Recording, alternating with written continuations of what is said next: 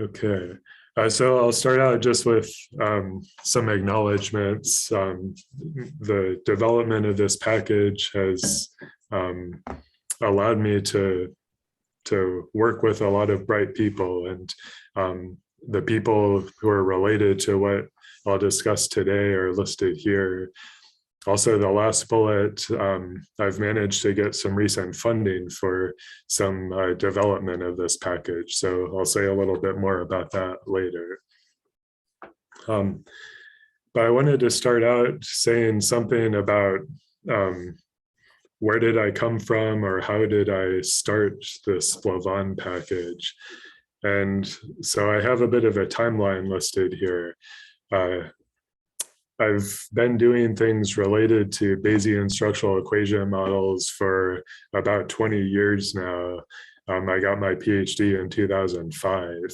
And this slide is meant to say something about how I did not follow a linear progression of just having some early success and continuing on to blavaan. It was really, I started out with doing some early things, and then I got involved in some other unrelated projects for a while, and then came back to it. So in this timeline, I can remember around 2002 when I was working on my PhD, I had some mentors who did structural equation models, and I had some mentors who did Bayesian statistics, but no one that I really knew did this combination of Bayesian structural equation models. So I tried to read the existing literature on my own. And in the literature, there's lots of papers from the 90s that developed Gibbs samplers for different structural equation models and item response models and so on. And at that time, I remember thinking, well, everybody did everything in the 90s. I'm not sure I have anything to contribute here. So I sort of felt pessimistic at the start. But then I worked, on developing some of my own Gibbs samplers, or just coding things that I'd read about in other papers. So I can remember moving forward to around 2007, I was implementing more and more things in R at that time. And I would often run into these situations where I read a paper, it sounds like they have a promising procedure, but then when I go to try to tailor it to a data set or make some modification to what was proposed in the paper, oftentimes things just stopped working, or I would get errors. It wasn't clear what was happening. But also at that time, I was just starting a professor job, and was worried about getting tenure, especially at that time in the United States in a psychology department. Publications were highly valued and software was not valued much at all. So I felt like I can't spend as much time on this as I might want to, because I need publications for tenure. So that's about the time that I became less involved in Bayesian structural equation models. Now you move forward to around 2014. I was getting tenure around that time. Also, there have been software improvements by that time, like Stan was out by 2014, and some other software. So at that point, I returned to some Bayesian SEM and found, well, the models might be working a bit better now, but also there weren't a lot of general purpose solutions if you wanted to use Stan or even earlier software like JAGS or WinBugs.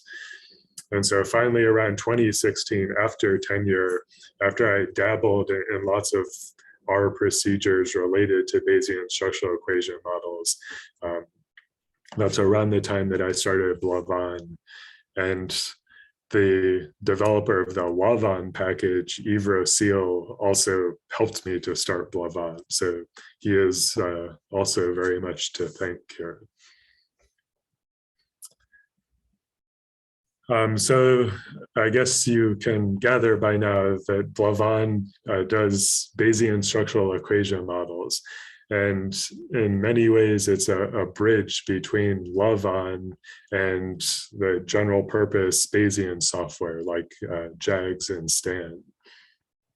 And so I said already, I started this with UseR Oslo, who develops lavaan.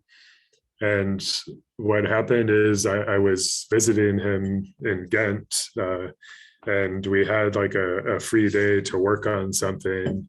And the thing we decided to work on was in the middle here about could we take a lavaan model and then have some code that would automatically translate the lavaan model to JAGS.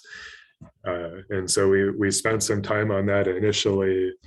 And then from there, I just kept trying to improve what we started. So once you can get JAGS code for one model, the question is, can you do it for more than one model? And then certain models cause more problems than other models. And so it was just kind of a continuation of seeing how well could I make this work, and how many models could I get it to work for. And so that's what the subsequent goals on the bottom are about. There's also been some speed and efficiency issues that I'll talk more about later. But also this has been a way that I have been able to generate new research ideas. I find often in confronting the issues that I encounter during package development, that leads me to research ideas or new things to write about. And so here's an outline of the talk. I'll first just give an overview of Bayesian structural equation models. I assume that everyone has seen something about structural equation models before, but we'll have a bit of an overview there. Then I'll talk more specifically about blavaan and just give some general overview of the package. After that, I'll go into some more details about how the package works. And then we'll finish with some conclusions and future possibilities. But then also after these slides, I have an R script, and depending on how much time and interest there is, I'll go through at least part of that R script, and it just provides some further examples of what we can do with the package. And I'll say I'll also open it up for requests at that point. That's kind of dangerous because you could request something that like fails miserably on my end, but I'll at least see what people are interested in. Okay, so we start out with Bayesian structural equation models. And one initial question would be, why do we want to do structural equation models? I think sometimes this family of models gets a bad reputation because people sometimes see these really big path diagrams with circles and squares and arrows going everywhere. And you think to yourself, what could possibly be learned from this gigantic thing with all of these boxes and arrows? And I think sometimes that criticism is valid, but one of the things that interests me the most about these models is how they overlap with many other popular families of models. So certain mixed models can be viewed as structural equation models. Some time series models can be viewed as structural equation models. If you get to research on causality and directed acyclic graphs, that has overlap with these models, as well as item response models and others. And so this is especially interesting to me for package development because it means if you have good strategies for estimating structural equation models, that can lead to good strategies for estimating many other types of models, and the other way around. So that's interesting from a software development perspective. Also, if if you're thinking more about traditional academic research and publishing papers, often if you find good methods for structural equation models, you can then write about those methods in these other, for these other overlapping families of models. So the next slides just have an overview of the different types of structural equation models that we might estimate, and we'll have some path diagrams here. So we could start just with a simple regression model. In a structural equation modeling framework, we could have a diagram like on the left to represent a regression model, where we have our y variable that is our response. We have a number of x variables that that are contributing towards predicting the mean of this y variable. So we're probably most familiar with the line at the bottom here. That's how we would often represent a regression model. But also in a structural equation modeling framework, we have something like on the left. Often that's simplified to the path diagram on the right, where we might just implicitly assume there's an intercept. So we could remove this box with a 1. And we could also assume there's some residual or noise term that is this circle here. We could move forward to think about multivariate regressions. Structural equation models are a multivariate family of models. And so this extends naturally, where we might have 4 predictor variables that contribute both to y1 and y2 predictions. So that's an immediate extension in structural equation models. We could move forward to path analysis, where we have a series of regression relationships. But for example, like y5 here, that's a response variable in one set of regressions. It's a predictor variable in another regression. And so SEM will allow us to jointly handle all of these regressions in one model. And then finally, we can get more to latent variables here. So we have here a series of regressions, but you see here that circles are involved instead of squares. The circles are latent variables. Each of those latent variables is related to 3 observed variables. And so we still have a regression idea here, where various latent variables are predicting other latent variables. And each of those latent variables is supported by 3 observed variables. So these are just examples of things we can do with structural equation models. Also, here's a longitudinal example where this looks a bit like a factor analysis model that I'll show one of those later. But the arrows that are fixed to 1 and 0, 1, 2, 3, 4 are actually giving us what might be called a growth model, or this could also be viewed as a multi-level model where we have a random intercept and random slope describing change over time. So these are just all examples of things we can do with these models. But now we can move on to the Bayesian part. We could say, okay, you have these structural equation models, but what do we get on the Bayesian side? Or why would we want to do Bayesian versions of these models? And here are a few reasons why we might want to consider Bayesian models.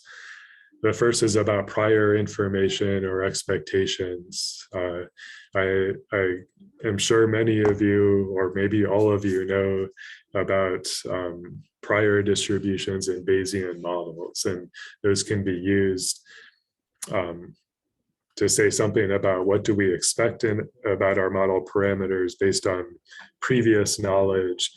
They can also be used to say, what do we not expect?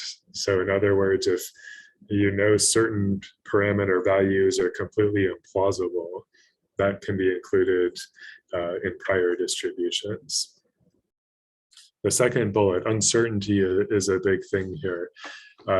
Bayesian methods often make it easier to describe uncertainty in your results.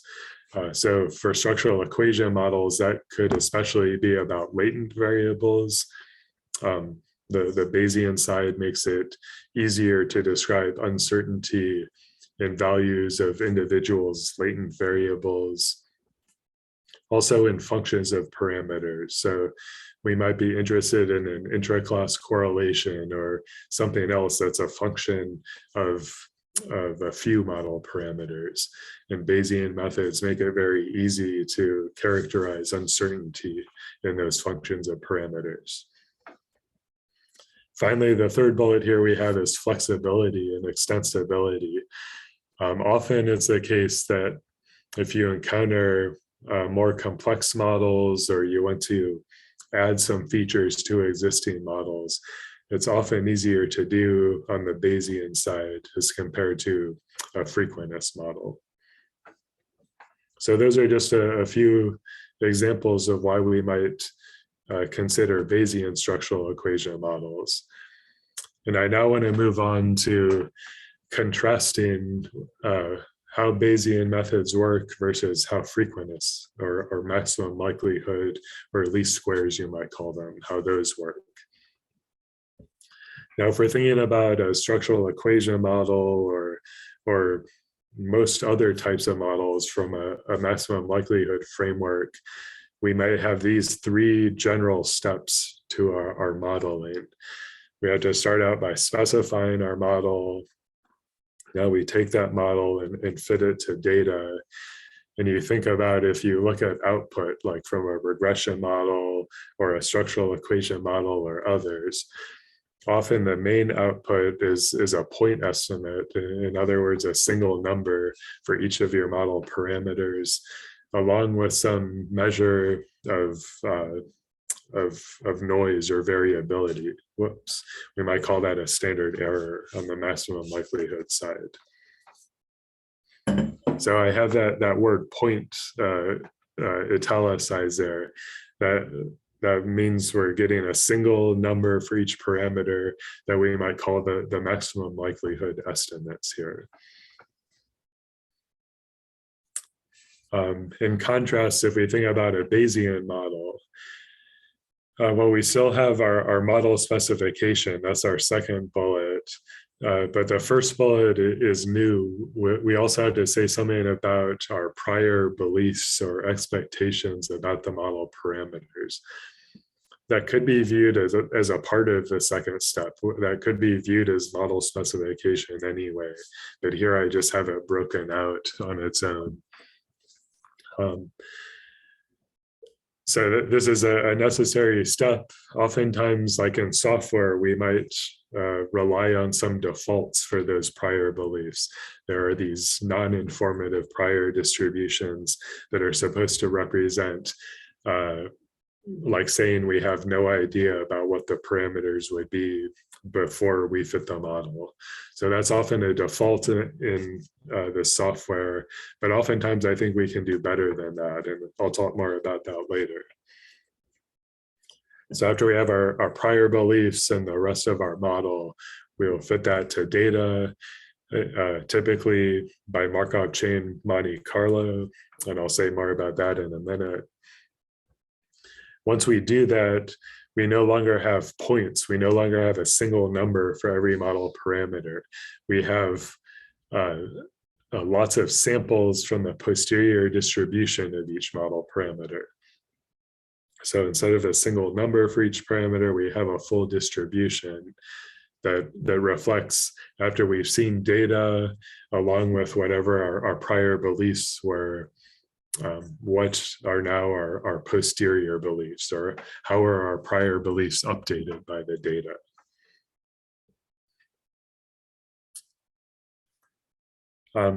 So this slide talks a little bit more about the procedure underlying model estimation.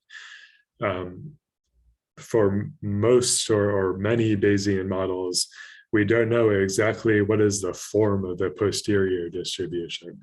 We can't look at the model and say, okay, this intercept parameter has a normal posterior distribution, or this residual parameter, residual variance, this has a gamma or something. We don't know that much about the posterior distribution.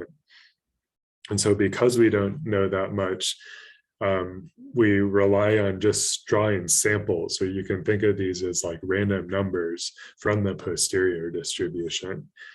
And if we draw enough of those samples, we can get a pretty good characterization of the posterior distribution. And we can summarize these samples in various ways and make our results look similar to the frequentist results if we want them to. But we can also do other things as well.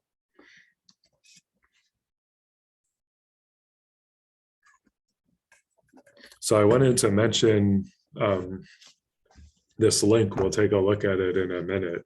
This is like my favorite visualization of how Markup chain Monte Carlo works. But before we look at that, maybe I'll pause for a second in case there's any questions.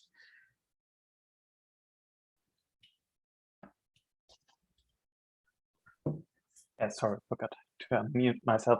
No questions so far, but we have shared the script for the live coding part later on. So now everyone in attendance should have the script and should be able to install all the necessary packages.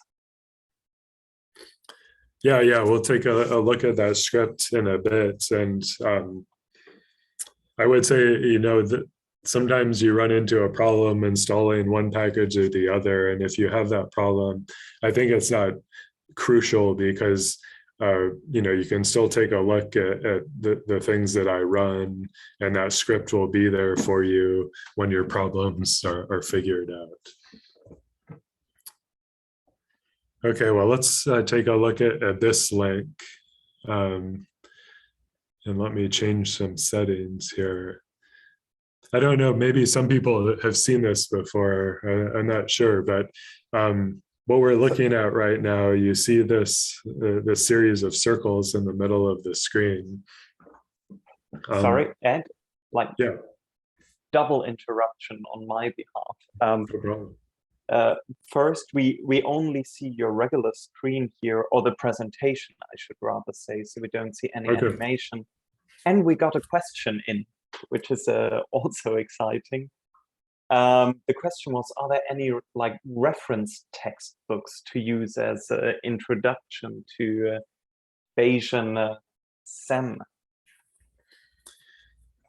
Yeah, I was going to see whether you're just going to say Bayesian generally or Bayesian structural equation models. So the Bayesian structural equation models, there's a recent book by Sarah DePauli.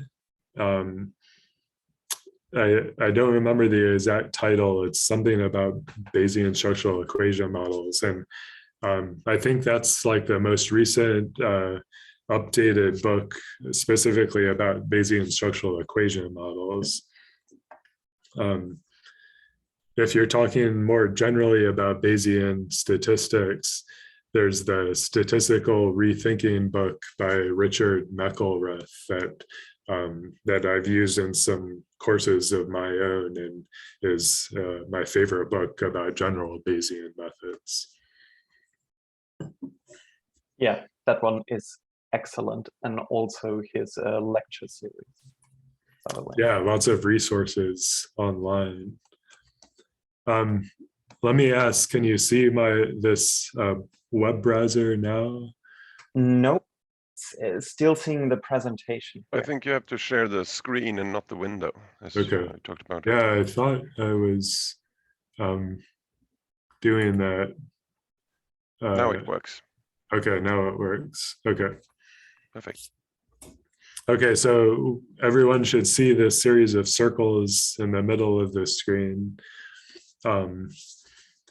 We can think of this as we're looking over a mountain. So the little circle in the middle is the top of the mountain, and as the circles get wider, we're going down the mountain. On the statistics side, we can think of this as like a posterior distribution. And this would represent a case where there's two parameters in our model. It could be an intercept and a slope, or a mean and a variance, or something like that. And so the model estimation is all about, we want to learn about this mountain. If we were frequentists and doing a maximum likelihood thing, we would be more just like finding the very top of this mountain. We would say, what parameter values get me to the top of this mountain? But on the Bayesian side, we are just surveying this mountain more generally, which is that phrase, drawing samples from the posterior distribution. That's what we're doing. We can think of that as surveying the mountain. Like the papers from the 90s I talked about with Gibbs samplers, this is showing like what they do. They move around this mountain, and every little gray point here is a sample that we've taken from the posterior distribution. And they kind of simply move around here. And as we draw more and more samples, like we have a little histogram down here and one on the left side that shows how we're learning about the posterior distribution of each of these parameters. And this Gibbs sampler works pretty well here. And if we let this run long enough, we'll get little dots all around this mountain. And it means that we'll be able to summarize the posterior distribution well.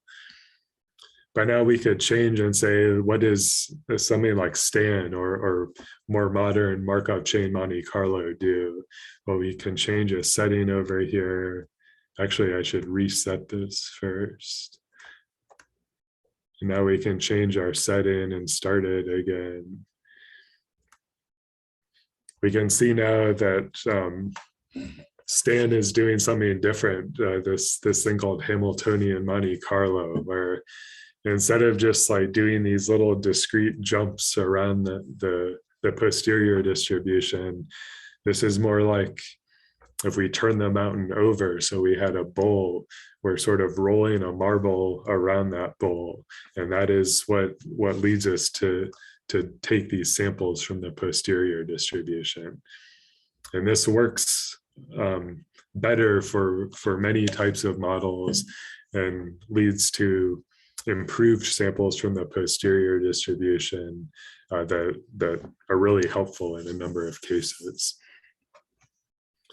So we'll move back over to the presentation. I thought that was just interesting to show and a nice visualization of how this Markup chain Monte Carlo works. So now let me go back to presentation mode. And I'm hoping everybody is now looking at my slides instead of that browser. Is that correct? Yes, or at least I see your slides, but that's probably true for the rest as well. Great. Okay, well, we'll now get more specifically into blavaan. And like I said at the start, this was initially developed with the developer of lavaan. And one of the things that has been a key from the start is we wanted to keep all of the lavaan syntax.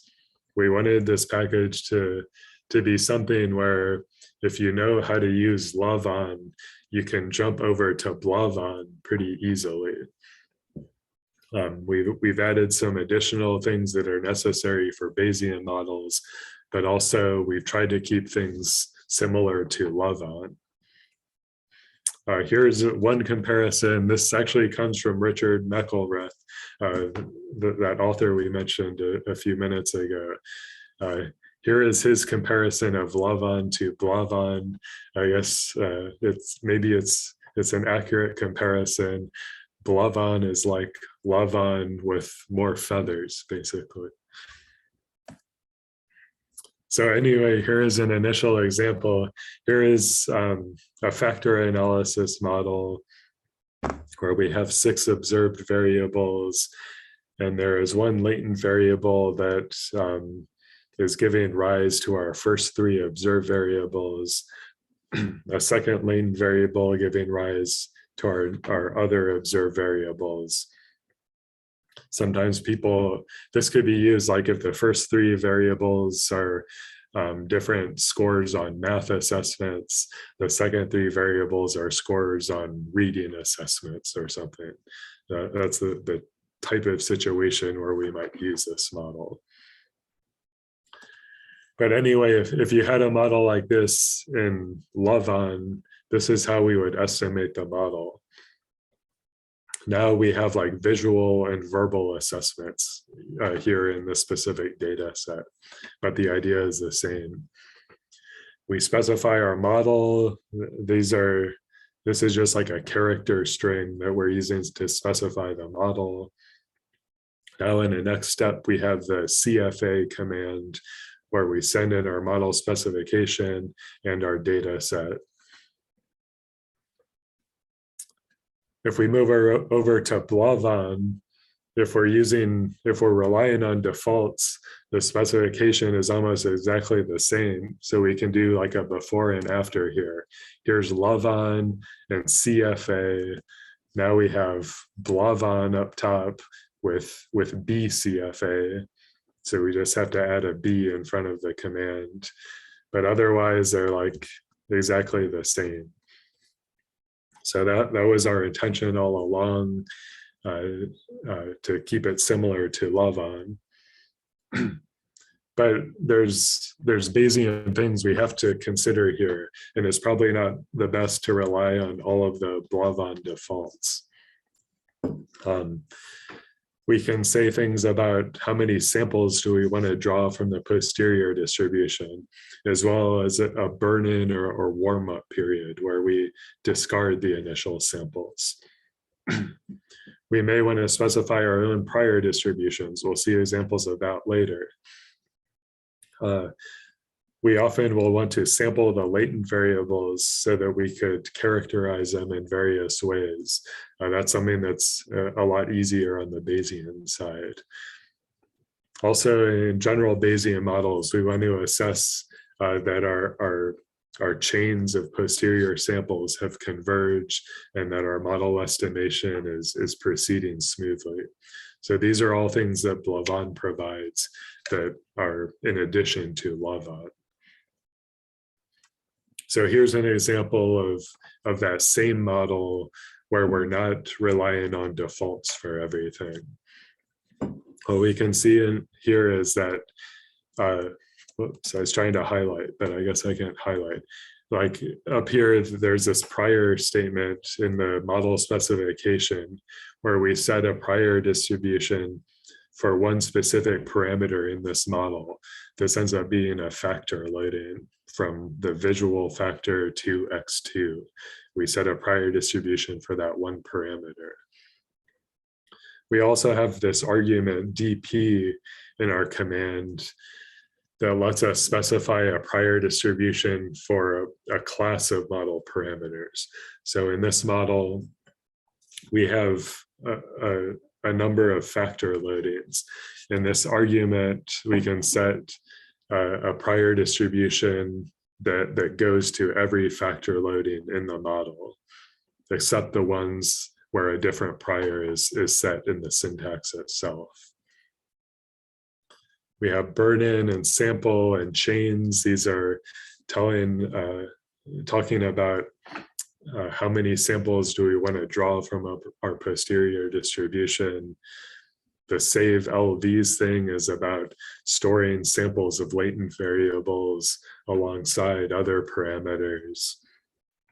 And we have a B control. This thing in here is telling blavaan to use a separate core of your computer to sample each chain during model estimation. So that can help to speed things up. And here's an example of output that we may get. So this is our summary method for a blavaan object. If you know lavaan output, this looks pretty similar. So we have an estimate column and a posterior standard deviation. These are two characterizations of the samples we've drawn from the posterior distribution. After that, we have intervals, like this is a 95% posterior interval for each parameter. And then the last two are about the prior distribution, along with this R-hat diagnostic that helps us assess whether the model estimation has converged and proceeded smoothly. So this extends over onto the next slide here. We just have all of these model parameters and a summary.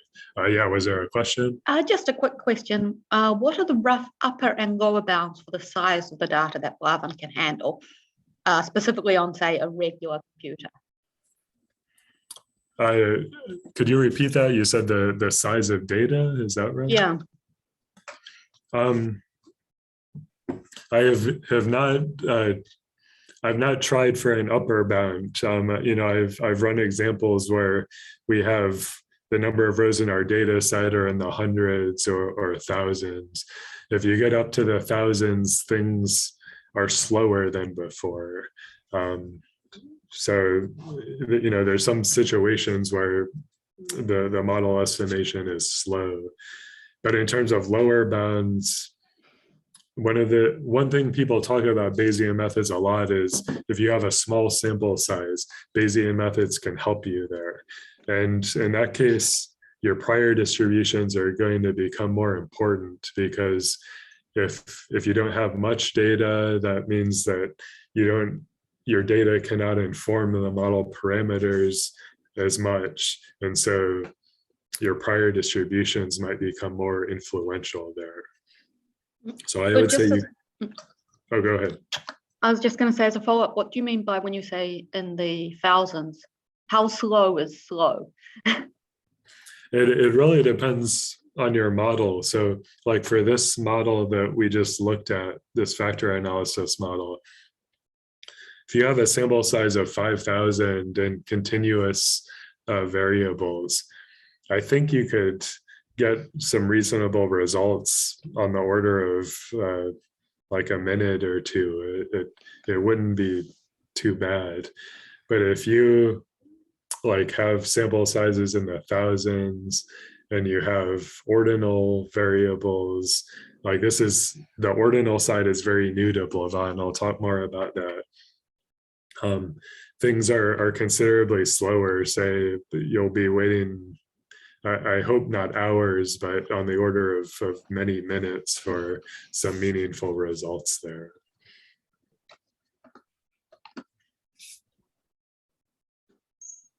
Hope that answers the question. So go ahead. All right, thank you. This slide is a bit more detail about where the numbers from the output come from. Remember, like that animation we saw in the browser, we're drawing all of these samples from the posterior distribution. And so in that output we just saw, it's based on all these samples we've drawn from the posterior distribution. So for each parameter, we have all of these samples. If we just take a mean of all of those samples, that's what appears in the estimate column of that summary output. If we take a standard deviation of all those samples, that's what appears in that posterior SD column. So it's really, for lots of that summary stuff, there's all of these samples that are there that we're just taking means or standard deviations or intervals of. But we could also just ask for those samples back and do whatever summary we want to with those samples. That's a place where you get lots of flexibility from the Bayesian model that might be trickier from more traditional model estimation. Just another question. How do we interpret the PPP value? Is there a certain threshold? Yeah. So this is one, the posterior predictive p-value, the values closer to 0.5 imply that the model is fitting well. Now, this metric was originally proposed to be sort of like a regular p-value, and in that case, what your 0.05 is always your threshold, and from a traditional structural equation model, if you were below 0.05, you would say my model does not fit.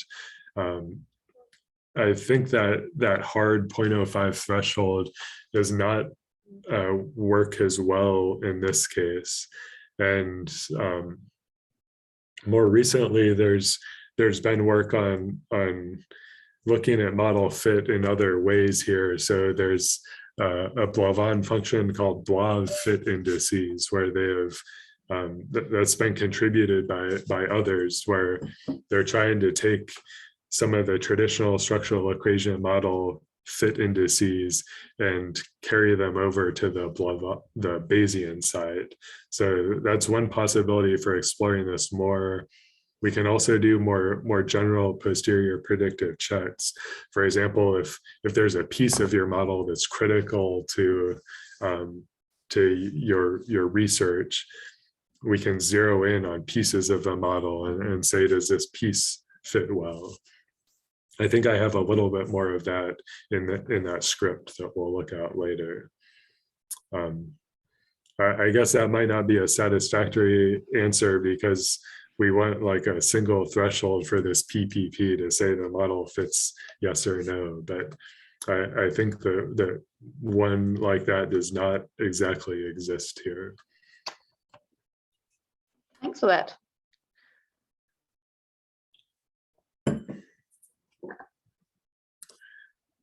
Okay, we'll go into some more detail about exactly how does the package work now and how it's changed over time. So this slide talks about how blavaan originally worked. It was first released to CRAN in 2015, and it worked like this, where the user specifies a model. Now we call some lavaan commands just to get the model set up. So there's a parameter table that lavaan will output. We took that, and now we have our own blavaan stuff that will translate that parameter table to JAGS code. Like JAGS was initially how it worked, and then we added Stan later on. But we looked at the parameter table. We write JAGS or Stan code tailored to the model that the user specified. We also had to take the data that the user sends in and convert it to the format that JAGS or Stan wants. After that, go ahead. Sorry. Another quick question, I think, about the last slide. In the output, there were prior distributions that were not specified in the syntax. Were they by default? Yeah, so like here we have prior for a specific factor loading. This thing specified a prior for the other factor loadings.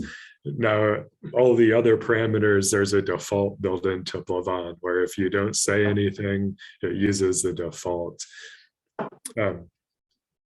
If you run this d prior, like this command d priors without anything in the parentheses, it will show you what are all the defaults that will be used.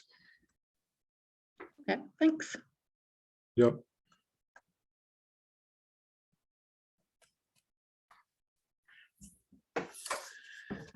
Okay, so here in the package, yeah, we look at the model that's requested, we translate it to JAGS or Stan, and then run it in JAGS or Stan. And now after it's run over there, blavaan is pulling results back and summarizing the results in various ways. So that's how things originally worked. And one detail, this slide is getting maybe too detailed, I'm not sure, but originally, like the traditional Bayesian way to estimate these models is to take latent variables and treat them as if they were extra model parameters. And that does some helpful things for us. This first bullet is talking about that a bit. This helps us because if we condition on these latent variables, often the observed variables become independent from one another. And that means that if we're thinking about defining the model likelihood, we can rely on univariate distributions instead of multivariate distributions, which is often easier and sometimes faster. But the downside here is every person has their own values of these latent variables. And oftentimes our data sets have 100 or 500 or thousands of people. If everyone has their own values, that means we're adding hundreds or thousands of extra parameters that we have to sample. And especially for large data sets, that can slow everything down. So we reach this point, like maybe say in 2017 or 2018, we could get lots of the models working. They were kind of slow. And if we thought about extensions to other types of models, they became maybe even slower, like maybe take hours to run. And I'm kind of a lazy person. I couldn't sit there and wait for a model to run for an hour to see whether it worked or not. Like that's really like a detriment to developing a package. If you have to wait an hour while I start it running, now I get distracted by the internet and it becomes 5 hours before I come back to it instead of 1 hour. And that just didn't work well. But around this time, I stumbled on this GitHub repo. This is something from Ben Goodrich, who is one of the main Stan developers. He gave this presentation to the University of Kansas in 2018, where it was just like a sort of like a template for how he would code up a structural equation model in Stan. And this is a sort of thing that is like immensely helpful if someone who develops the software shows here's how they would do it. There are lots of tricks in this GitHub repo that I hadn't stumbled on myself, or that were just useful to see how he would do it. So after I saw this repo, I contacted Ben and asked whether he would contribute some of this stuff to blavaan, or you know, could I pick up what he started here? And he was graciously agreeing to contribute some of this stuff, and that's been a major help moving forward with blavaan. So we'd say, what are some of the things that he did that were different from what we originally did in blavaan?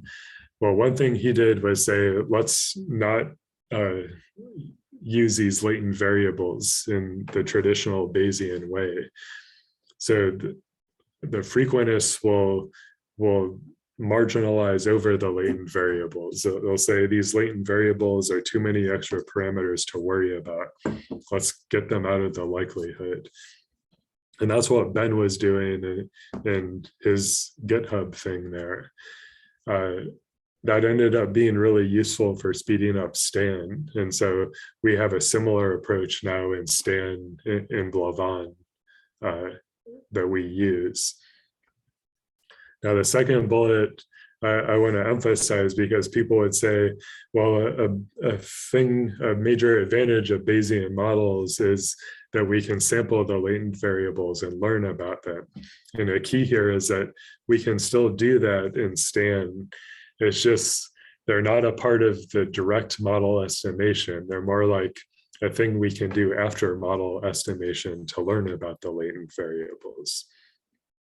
So this is an interesting in-between point where we're doing some of the things that the frequentists do here with a marginal likelihood, but there's still some extra things that the Bayesian methods can give us here that would still be hard on the frequentist side. Another big thing that Ben contributed here is the idea that we could have one big Stan file that can handle almost any structural equation model that the user requests. That's something we've carried over into blavaan now, where there's this one big Stan file.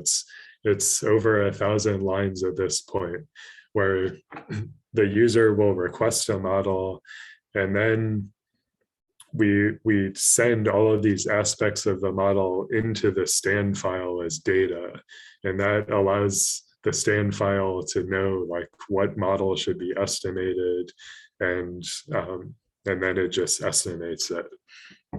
So this is useful because that means that when you install blavaan, this big Stan file gets compiled, and it never has to get compiled again after that.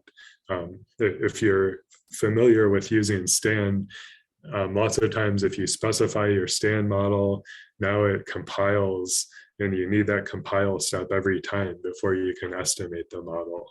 But here we compile once when you install the package and never again. So that's interesting. It reduces some flexibility. So for example, in prior distributions, like the factor loadings have to have a normal prior distribution. You can say what is the mean and what is the standard deviation of that prior distribution, but it has to be normal. And it's similar like that for the variance parameters and other intercepts, other types of model parameters. There's a possibility of outputting that Stan file and editing yourself if you want. That's sometimes not the most intuitive code there because it's intended to fit any model, but it's a possibility. And also the older blavaan approaches are still there in the package that have a little more flexibility in prior distributions. Can I just ask a question? And it's actually from myself this time. Is there also support for command Stan as backend? That's on the list of things to do. Right now, I don't have that. I think the roadblock is this like compiling the Stan model during package installation. I think if your package is on CRAN and you're using command Stan, there's some piece there that I haven't fully figured out. So I don't support command Stan in blavaan right now. You can still like output this Stan file and your data and then like run it in command Stan if you want to, but it's not automatic right now. Yeah. Perfect, thank you.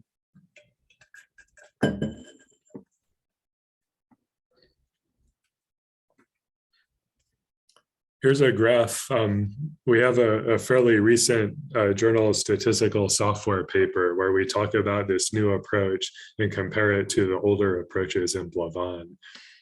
And we did a lot of comparisons just to make sure this new approach, is it really better than the old approaches? And this is just a graph that's an illustration. We did some comparisons where we fit different models using our new approach in Stan, as well as the old approach and the JAGS approach in blavaan.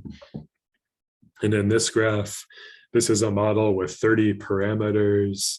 I think this might have been a factor analysis model. And for each of these parameters, we can compute a measure of sampling efficiency. This y-axis is effective sample size per second. So it's measuring how efficiently are we getting samples while also worrying about just the timing. How long does it take to draw these samples? And so for this metric, bigger numbers are better. It means that your sampling is more efficient, even when considering speed. And for all of our comparisons, this new approach in Stan did clearly better than the older approaches that were in blavaan. So this yellow line is much higher up than the black or the blue. You know, this is one where we don't need some statistical model to tell us, like, is the yellow line higher, significantly higher than the blue or black? It just, these graphs sort of tell the story for themselves. So that convinced us this new method is better, and that's now the default in blavaan. And what has that given us? Well, the ability to extend the models to other situations that would have taken too long in the past. So the newest extension that is now in blavaan is the ability to handle ordinal variables alongside continuous variables. This has just been released on CRAN for about a month or so. It's still pretty new. We're still ironing out a few issues there. The procedure is based on data augmentation. This is a general Bayesian procedure where what we do in this Stan model is take each ordinal variable and we generate a continuous variable that's assumed to underlie that ordinal variable. And that's interesting because it allows us to get to a situation where all of the variables are continuous again.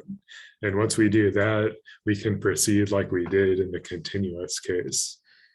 So this requires more overhead. It's generally slower than if we had all continuous data, but it seems to be working for the most part right now. Now there is one situation we're still ironing out. That's the third bullet. Some of the summaries about the model are more difficult, especially model comparison and fit metrics. So if you think about things like WAIC or the LU package has that leave one out information criterion. We can compute those for these ordinal models. And I think blavaan is the only place that you can get those computations. But they're difficult to compute or computationally difficult. And there's this like speed accuracy trade-off we're trying to deal with right now. If you go into blavaan and fit some of these ordinal models right now, the estimation is kind of slow. Like maybe it will take 5-10 minutes to get some reasonable estimates. But then some of the posterior computations are just as slow right now because of this information criteria stuff. So we'll see some ways to speed that up in the script later, but this is still like a balancing act that I'm not completely happy with right now, that we still have to look at some more. So another... Oh, Bethan, please. I don't understand the topic very much. I'm not an expert in this, so I'm hoping I say this right, actually. Ordinal modeling, is this the same as I minus 0.5 over m like an ESL2? So transforming from ordinal to continuous? I don't think so. This is, and I might, I don't think the minus 0.5 part I completely understood. So I might be misunderstanding. I might just unmute the questioner so she can explain better, or he can explain better or not. So. Yeah, sure. It's okay. I thank you for your talk. It's very interesting. I'm at the moment also busy with transforming ordinal to continuous, and I found in the book Elements of Statistical Learning a transformation formula which I put in the chat to reassign these values between 0 and 1, and I was wondering if this was the same. I don't think so. I was going to say, I don't have the chat open right now because there's lots going on with my slides and everything. But I think this is different. So it sounds like what you're talking about is you take the ordinal data, you do this transformation before you estimate the model. And this one is more like as a part of model estimation, we, for each iteration of this posterior sampling, we generate a new continuous value for each ordinal observation, and then do some likelihood evaluations using those continuous values. So it's, I think that sounds at least different from what you described. Yes, it is. Thank you. Yep. Thanks. Okay.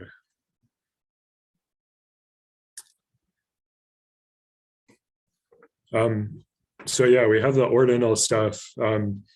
I think that what is actually a bit related to what Paul Berkner will talk to you about in a month, because he's also doing some ordinal and categorical stuff related to that.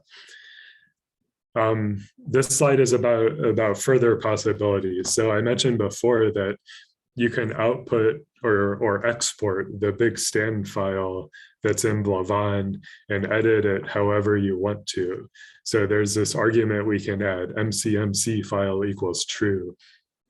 That will write a new folder to your working directory that has the Stan model, as well as it's an RDA file that has all the data formatted for Stan.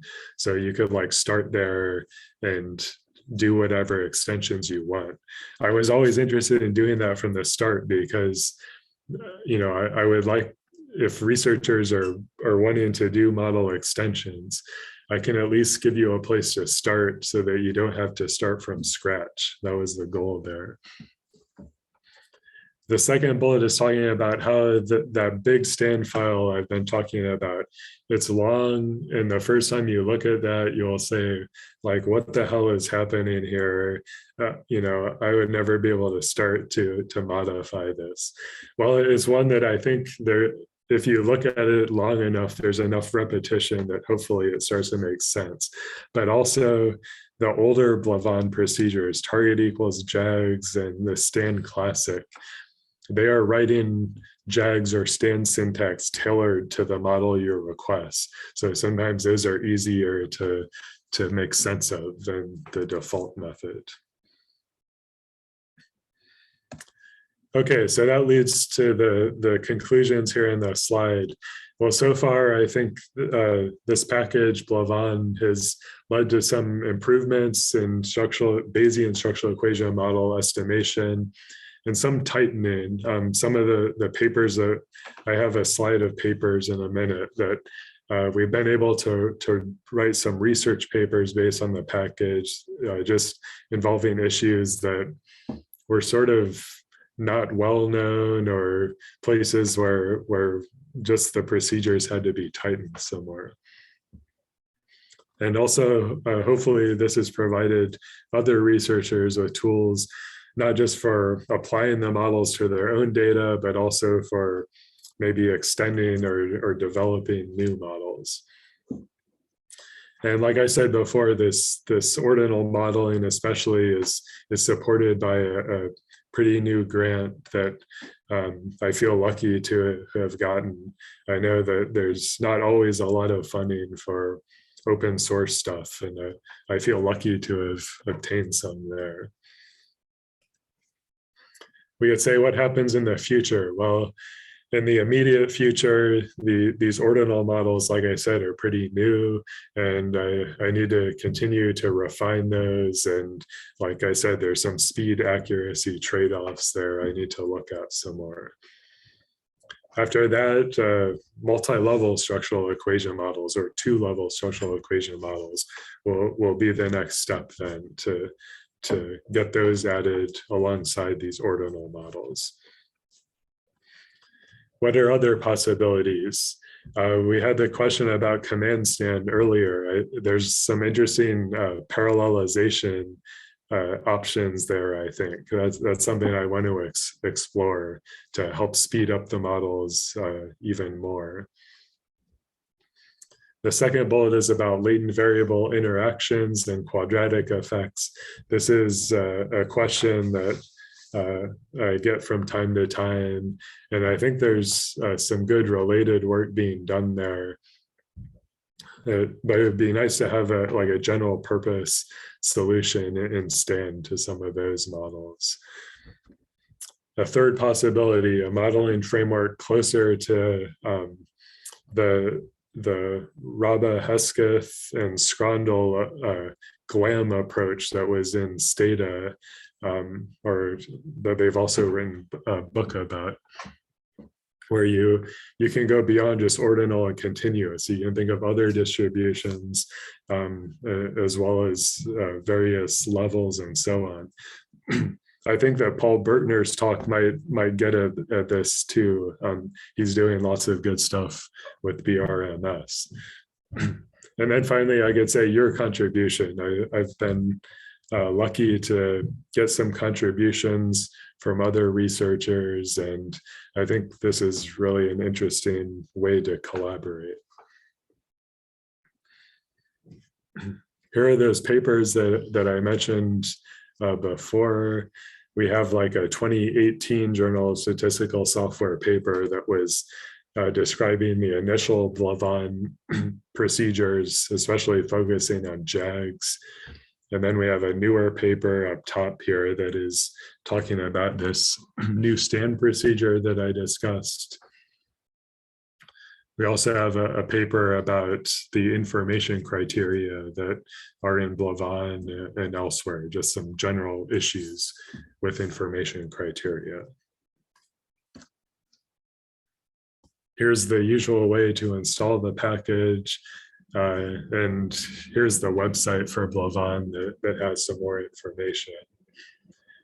So I think I'll stop there for questions. And then there's also this R script that we can look at after questions.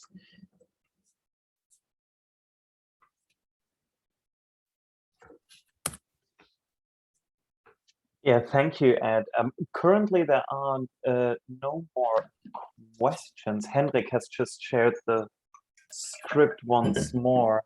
Now another question came. So the question is, can you recommend good reporting articles in social science using Bayesian Stan? STEM, I say, pardon me, SEM. So what the question is about, like what to report from the model, is that right?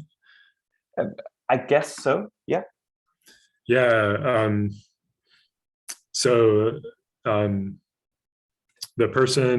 the book I mentioned earlier, the author was Sarah DePauli, and she has a paper with Rens Vandeshoot from Utrecht that I think it's like a 2017 paper called the WAMBS checklist. So it's spelled like WAMBBS checklist.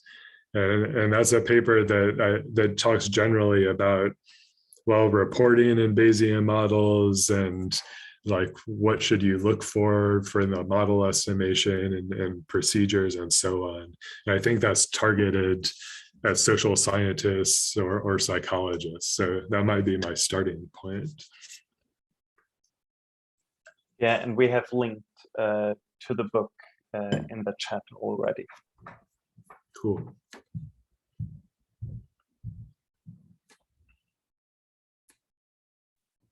Also, the second author I mentioned, Rens Vandeshoot, his website, I think, he has a number of pages about like getting started with Bayesian analysis, and he has one about blavaan and other packages as well. So you might check out his website.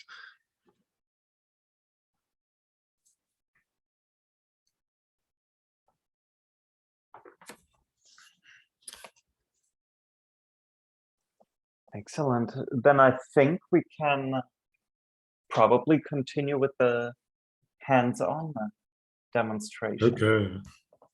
I see this animation is still running. It's quite a soothing animation, to be honest.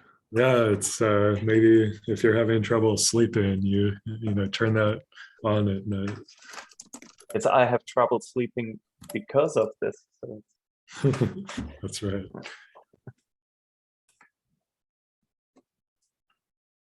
I said before I would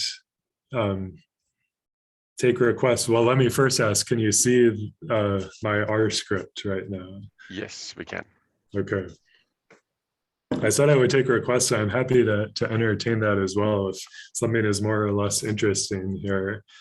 But I have like examples of 3 models here that just show various things about how blavaan works.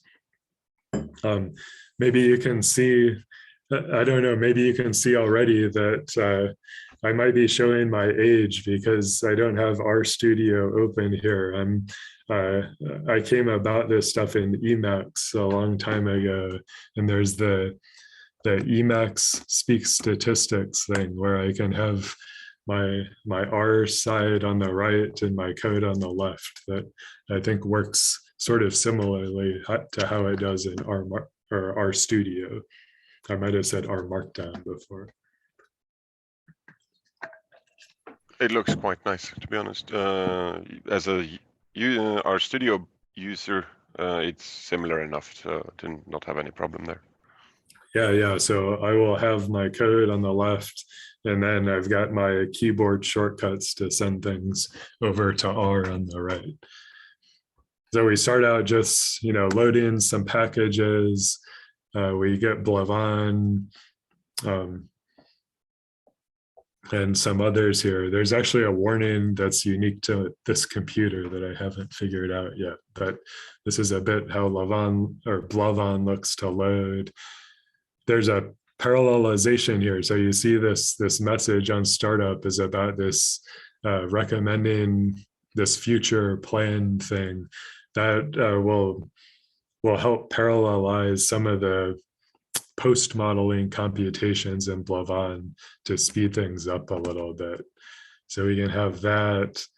This Bayes plot thing I'll need later when I'm demonstrating some of the plotting stuff. So I can just load that here. Just a quick comment on the parallelization with future. I think if people are on a Windows machine, they shouldn't use plan multi-core. If I'm not mistaken, this is for Unix machines, but instead you should use multi-session instead of multi-core. Yeah, thank you. That's a good point. That's one that I often forget. Yeah, I always trip about that one as well. My first example here is starting simple, just with regression models, just so that we can see some of the blavaan functionality. I'm trying to use data sets that are built into R, so there's not something extra to download. Here's a cars data set.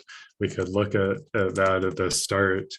This is a very simple data set that has one column about how fast was a car moving, and the second column, what was the distance that it took the car to stop after you pressed on the brakes. Here's a simple plot. I am assuming you can see the plot, but let me know if not. This should not be surprising. Faster moving cars take a longer distance to stop. This is the sort of relationship that we can try to summarize using a regression model. Quick question while there's a break here. There's a question, does blavaan integrate with Shiny, Stan? I'm aware of, I think, some progress that was made there, but I might have heard about that like a year ago or something. So I do not know immediately what is the status of that. Thanks.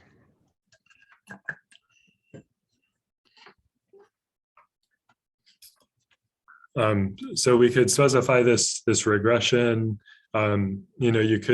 There's plenty of other packages that would do Bayesian regression for you. So I'm not advocating blavaan for a regression model, but this is how we could do it in blavaan.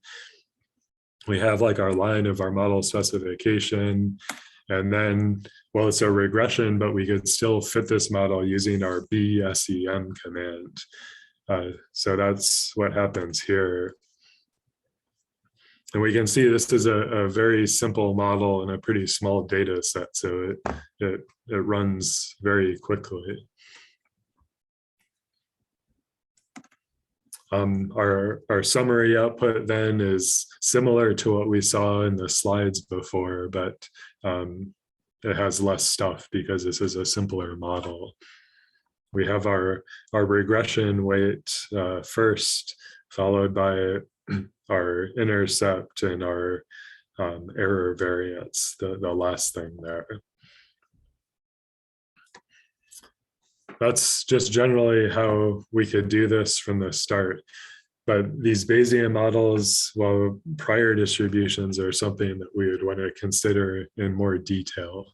And the next part of this script is talking about prior distributions some more.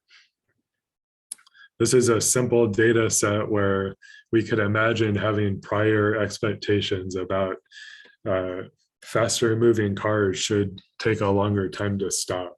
We should expect probably a positive slope in this regression model from the start. And so these next two lines that I have highlighted are just trying to add some informative prior distributions here and learn about what are the implications of those prior distributions. So we have the same model specifications from before, but we have all these prior modifiers here that are specifying specific priors for each of our regression parameters. So we can send this new specification in. Now I have my bsem command again, but I've added this last part, this pri_samp. This is saying, like, don't fit the model to the data, just draw parameter values from these prior distributions. And this is useful for just looking at the prior distributions and what are their implications in terms of this regression model. So I can run this. This goes through again very quickly. A question from me. Does this then also allow, I assume you can sample both the prior and posterior simultaneously then as well. Does the package integrate then with all those bias plot functions? For example, to see if the prior distribution lines up with the posterior distribution, etc. I think there's nothing automatic there. So right now, like, we would need one command to draw the prior samples and a second command to draw the posterior samples. And the plots would require some manual input to make something like that. Right. I worry a little bit about doing it all at once. Part of it is bookkeeping, like making sure you keep the prior stuff separate from the posterior stuff in a blavaan object. But also we could encounter memory issues for some big models if we store all of the prior samples along with the posterior samples. Mm-hmm. Sounds familiar, yeah. Thank you. Yeah. This next part is just extracting the samples from the blavaan object. And again, these are just samples we're drawing from the prior distribution. So I have a line where I extract them. That returns a list. If you know the MCMC package that's been around for a long time, that expects this list format, and that's why it's a list. But this next line just converts it to a matrix, which is often easier to deal with outside of that MCMC package. So we run that, so we have a matrix. We could look at the start of that. Well, it's a long matrix that just has all these prior values that we've drawn for the intercept and the slope and for the residual variance. Now what we could do is create some plots of the implied regression line from these priors. And so these next two lines, again, are probably showing my age because these are some of the old base R plots, but it's at least pretty simple to get some implied regression lines here. We just set up the plot with the first line. This is just create an empty plot. And now the next line is going through every row of the sampled parameters and creating a line just based on the intercept and slope that was in that row. So we can do that, and that runs through. And here's what's happening in the graph. It's just showing here are all of the possible regression lines that are implied by your priors. This is one where we might look at this. To me, at least, I think it says, if you are expecting like some positive relationship between speed and stopping distance, maybe these priors imply maybe too much variability because, well, our intercepts here at 0, could be anywhere from 0 to 60 or something. What the interpretation of an intercept here would be the stopping distance if you're going a speed of 0, which these large intercepts seem sort of implausible. And it's hard to see, but there's lots of lines that are going down that have negative slopes, which also don't make sense here. So a graph like this might be a basis for revising our priors some more. These next lines are, we can see we like have a standard deviation of 5 for the intercept, or we modified the slope, mean, and standard deviation as well, just to try to cut down on this variability and the implied regression lines. So we have these new priors. We can do the same thing over again.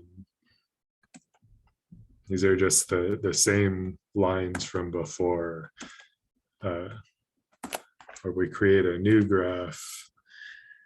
And now we have something that still allows for lots of variability in the regression line, but I feel like this would better characterize our expectations before seeing data here.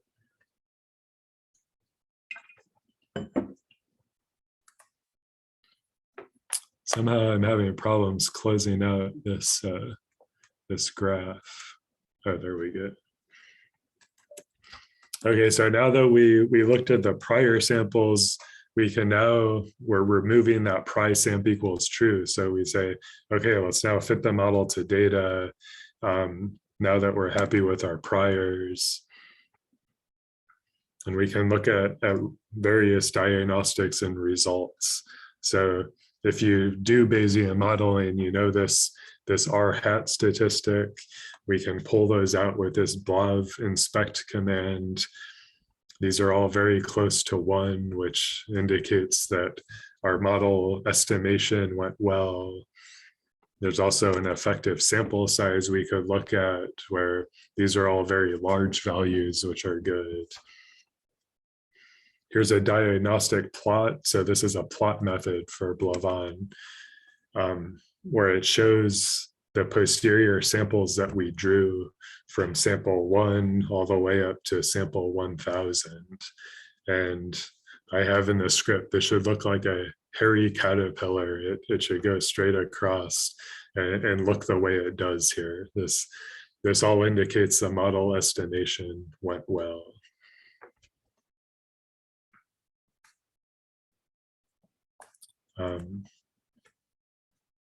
So finally, here's some summary output. We have our, again, our regression weight, our intercept, our residual variance.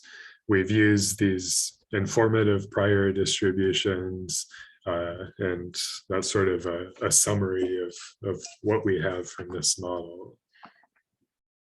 So are there any questions there before we move forward?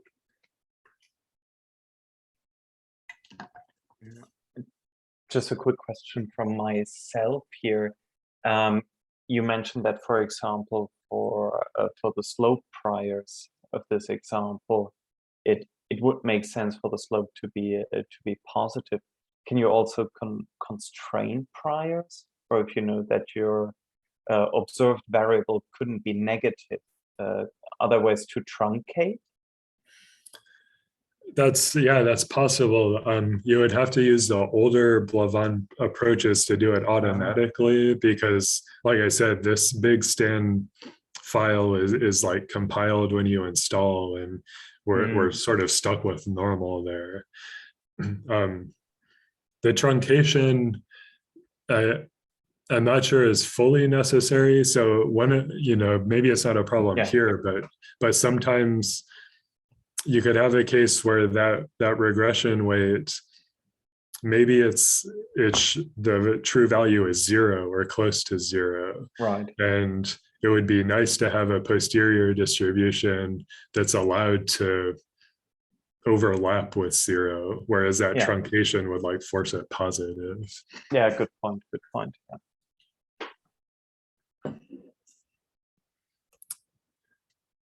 Okay, so the second example is now something that would be more what we would want to do in blavaan.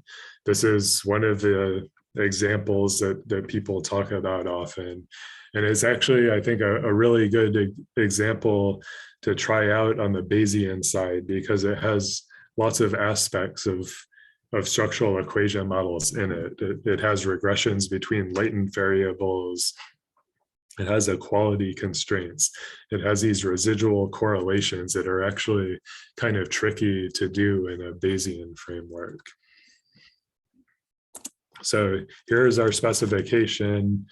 This one, we haven't done much with priors here. So we could consider priors much more than we do here, but for the sake of time, I'm relying on some defaults.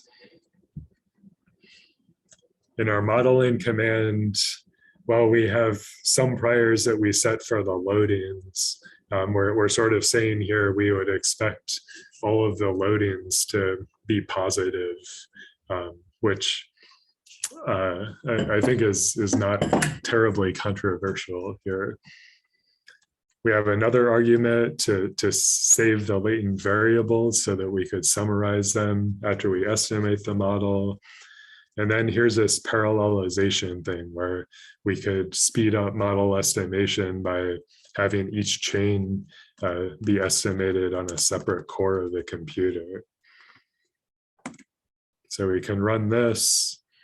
This one is slower than that regression model, but it still is pretty quick. Especially this is one that, if you go back in time to when blavaan was first released, our times are improved compared to initially. We can do the same things as the previous example. Look at our hats; those all look good here, and effective sample sizes are all large. Now this model has lots of parameters, maybe so many that would overwhelm a plot. And so what we can do here, like we say, plot the model, and the 1 to 4 is saying which parameters do we want to plot. So for example, this plot is just showing us like the first 4 factor loadings of this model. Here is what their posterior samples look like.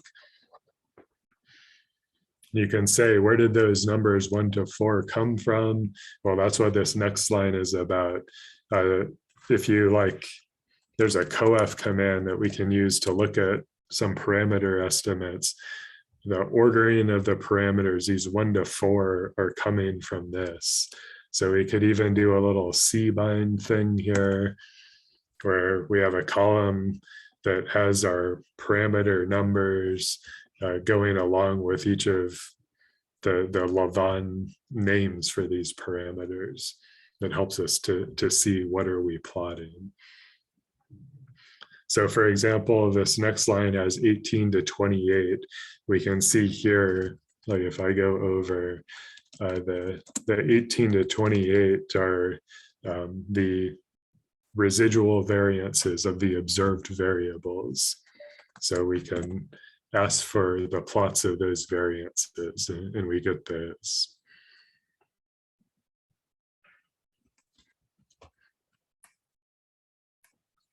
After that, we could ask for our summary. This is longer because we have more model parameters. So we have our factor loadings first. Then often people would be really interested in this regressions part because you have these latent variables and you want to know about regression relationships between the latent variables. And we could keep going with the other types of parameters and their estimates. We also have a fit measures command. This is information criteria. So we have a DIC. That one has been around for comparing Bayesian models. But we can then move on to WAIC and the LU-IC. These are the improvements over DIC that come from the LU package. And we have some, these SEs are measures of uncertainty in WAIC and that LU metric. So these are all metrics we could use to compare models to one another. And then the last part for this example, I wanted to show something about plotting some more. So here's something about the latent variables. Remember, we said Bayesian models, we want to extract latent variables and characterize their uncertainty. So we can extract them with this blavan spect command and then convert them from a list to matrix again. Here's a command, this MCMC intervals is coming from Bayesplot, where we're going to look at all of the individual's values of the first latent variable here. That's what we're doing on this line. And so we get this plot. There's actually like 75 rows in this data set, which is why we're going from 1 to 75 on the y-axis here. And this could show us like the rows of the data set here are countries actually. So this can be used to see what countries have high values of this latent variable versus low values or in the middle.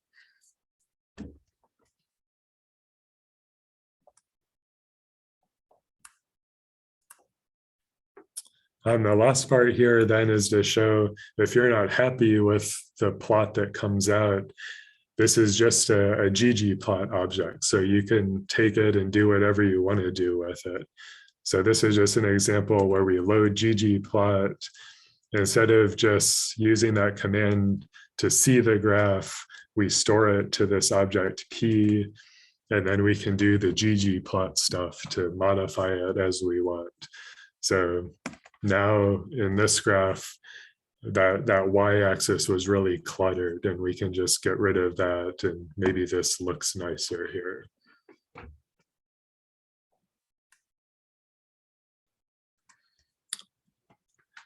All right, so any questions about that example? No questions at the moment.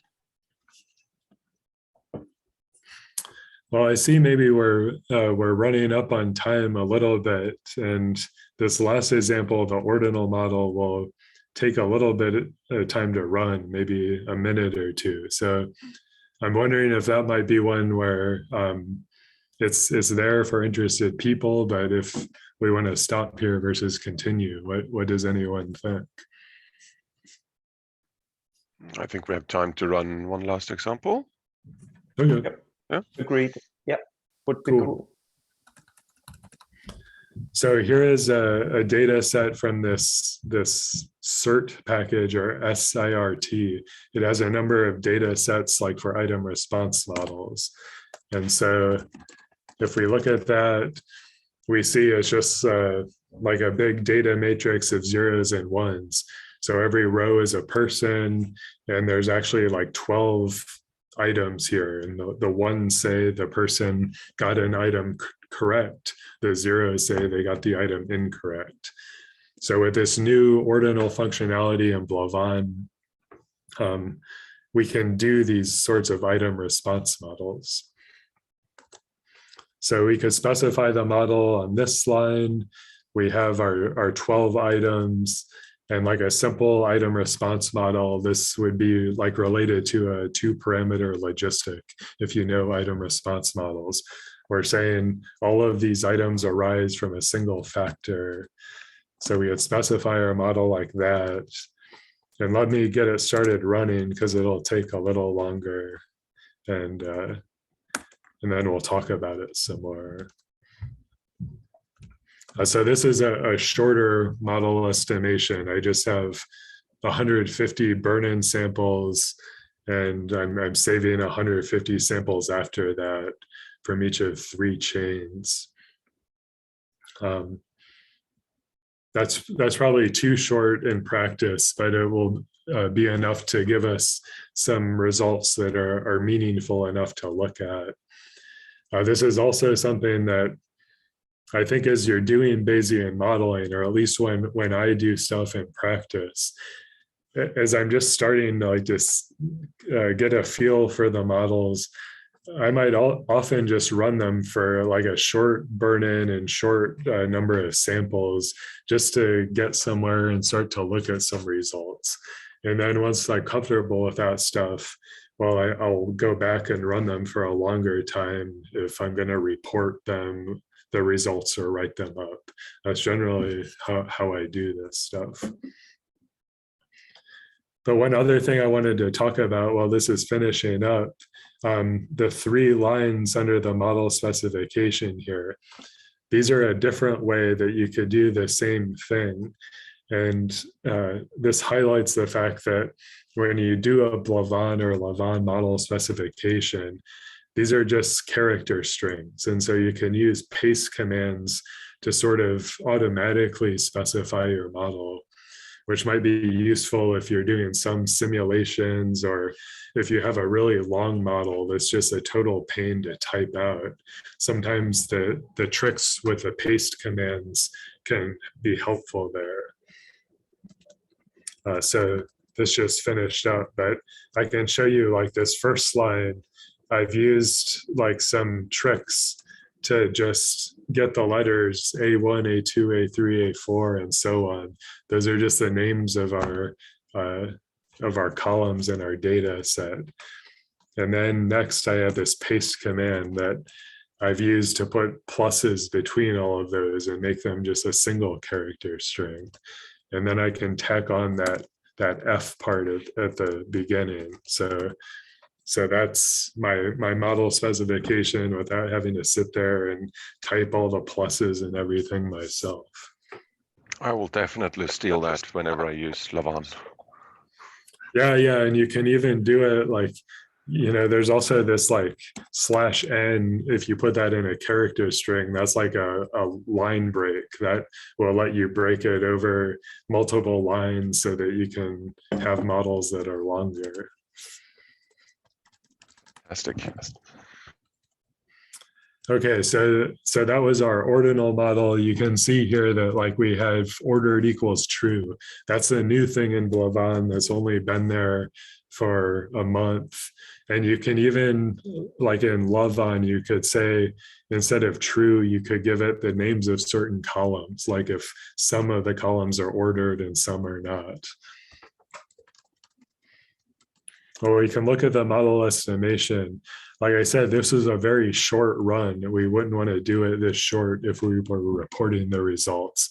But still, we get pretty decent convergence diagnostics, this R hat. The effective sample sizes are on the low side because it was so short. But still, if we're just like looking at means of posterior distributions, that's generally enough to get, you know, some decent estimates of the posterior means. Here's our plot that shows our samples of all the model parameters. These generally look good. There's like this, so this one in the bottom left, this is a threshold parameter. We would call this in structural equation modeling. If you're an item response person, that would be like an item difficulty. This one isn't looking so great. You know, there's some maybe trends in that graph. That's because we did this really short run. I think that stuff would go away in longer runs. Here's another example where we can get different types of plots. So this is all coming from base plot under the hood. But this is one where we have all of the items loadings. These might be called, or they're related to discriminations. If this were an item response model, we can use this to get an idea of like what items are better than others and what items have more uncertainty than others.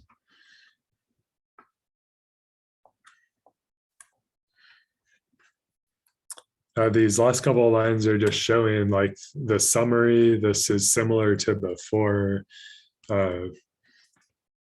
There's an NA here for marginal log likelihood because that thing becomes harder for ordinal variables, and I have not gotten around to implementing something there.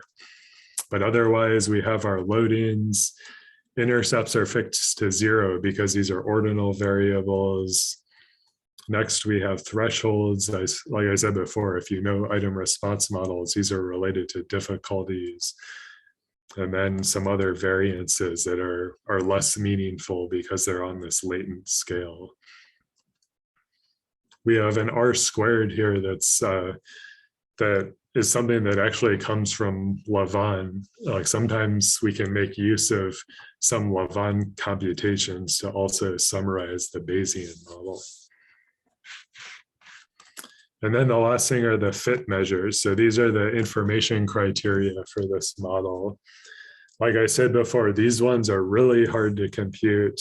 There's a speed accuracy trade-off here that I'm still not completely happy with. But this is the case where like the WAIC and the LUAIC, these are some ways to compare these ordinal models.